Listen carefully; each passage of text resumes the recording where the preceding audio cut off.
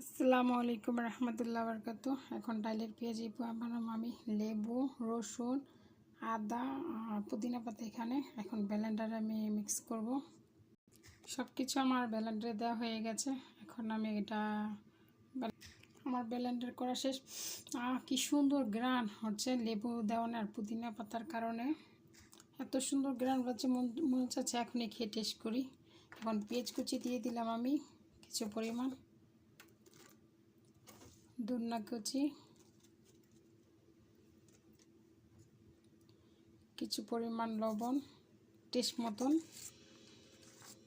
কিছু পরিমাণ হলুদের গুঁড়া, কিছু পরিমাণ জিরার গুঁড়া। শেষ আমার এখানে। আমার রেডি পেঁয়াজি। এখন তেল দিব কড়ার ভিতরে আমি তেল দিয়ে দিয়েছি। তেল এখনও গরম হয়নি, আমার ভয় লাগে এই জন্য দিচ্ছি আগেই।